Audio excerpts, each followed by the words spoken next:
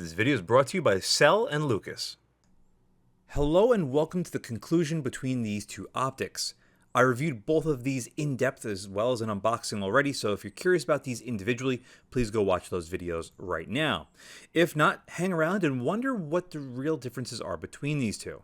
And I'll tell you, it's not really all that much. As far as the price goes, the first focal plane, which is on the left, versus the second focal plane, which is on the right, it's about a $100 difference. The first focal plane is about $14.40, and the second focal plane is about $13.40, give or take. And you would think that would be about it, but oh no, there's a couple other minor differences. The first focal plane weighs just over an ounce more, and as far as the field of view is concerned, the second focal plane is slightly better at 106.7 feet at 100 yards versus the first focal plane's 105.8. However, at 6x, they're both identical at 17.7 feet. Now, unfortunately, those aren't the only real differences between the two, and those are also the ones that matter the least. What matters the most between these two, and that are clearly the most different, is just how much of the scope body you see. You might not think that it's a lot. Yeah, you could visually see the difference, but when you're actually using them, it is a much more noticeable difference. The other thing that's going to be noticeable between these two is the overall image quality. Yes, here at 30 yards, the first focal plane does look clearly better than the second focal plane, but how often are you really shooting at 30 yards at 6x magnification? Not all that much, right? And if you are, well, I guess you got a clear winner there. No, you're going to be shooting at greater distances. The tree line on the left is around 250 yards, and that brick building that we're focusing our attention on is roughly 400. Take a look at how everything looks between these two. Now, we'll talk about the illumination more as we go on, but right now just focus on the image quality. The first focal plane doesn't look terrible, but it's nowhere near as good, as sharp, as contrasty as the second focal plane. And that's going to be the way it is for the remainder of this video. For whatever reason, most first focal plane optics fall short in one aspect or the other. It just so happens that with this first focal plane 6T, the image quality is the part that suffers the most. The illumination is honestly more than acceptable on the first focal plane.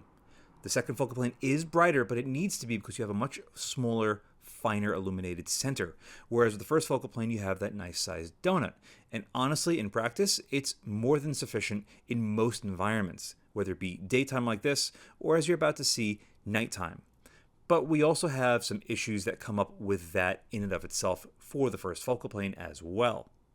Both of these optics also have the same fixed parallax of 150 meters, but clearly the first focal plane must be set a little bit closer because those power lines at 30 yards look absolutely fantastic. But the power tower off in the distance doesn't look anywhere near as good as it does on the second focal plane. As far as how much light both of these let in, the first focal plane was filmed first. Take note of the color of the sky on the background and through the optic on both of these. But take note of the second focal plane and its illumination on full versus the first focal plane right here. A lot of people were saying in the comments of the first focal plane video, oh, it's got to be reflecting in the camera lens. That's exactly what it is. No, it's not. I've never experienced this to that extreme before, and it's just an issue with the first focal plane. Yes, both of these reticles are more than adequately bright, but if you do go slightly too bright with the first focal plane, at any magnification, it is going to reflect back way too much, and you're not going to be able to see through the optic at all. It's a real buzzkill. I'm also going to give the eye box the second focal plane, and it's not just because it's a little bit easier to get behind it and look through the optic itself. It is, but the first focal plane is still more than acceptable. But one thing that first focal planes do, and this is every 1 to 6 that I've seen so far, the illumination shuts off if you don't have a pure line of sight through it. Whereas the second focal plane on the right, as you can clearly see, you can be way off in the shadows, basically all the way outside of it, and still see the illumination.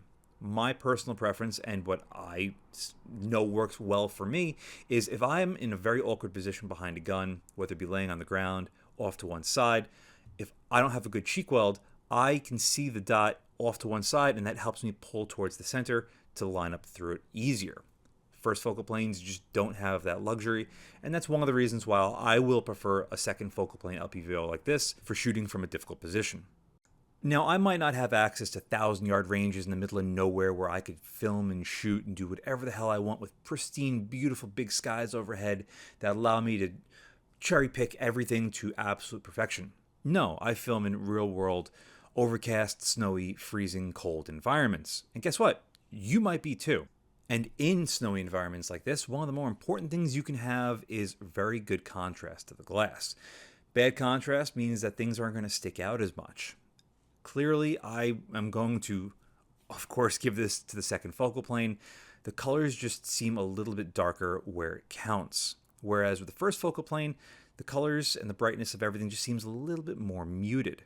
It's easier for me to pick up that steel plate, for example, on the snow-covered berm, and you could see a little bit more detail to the steel face as opposed to with the first focal plane.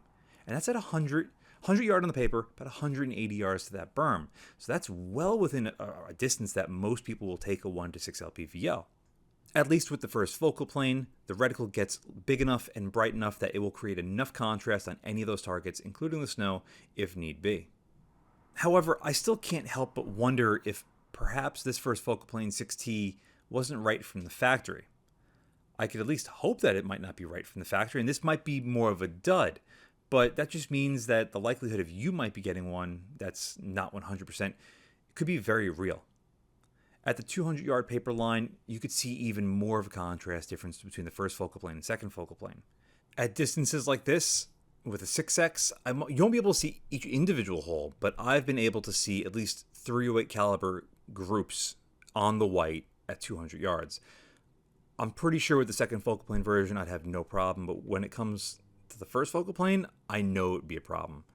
My closing thoughts on this comparison are like this. SIG came so close to making the benchmark 1 to 6 first focal plane LPVO.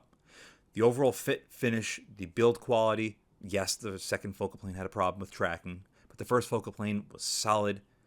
The illumination on the reticle itself, the DWLR6 reticle here, I think is fantastic. And if it matches up even 90% with your bullet weight, your caliber on your rifle, with your whatever length barrel, whatever elevation you're shooting, it would be incredible.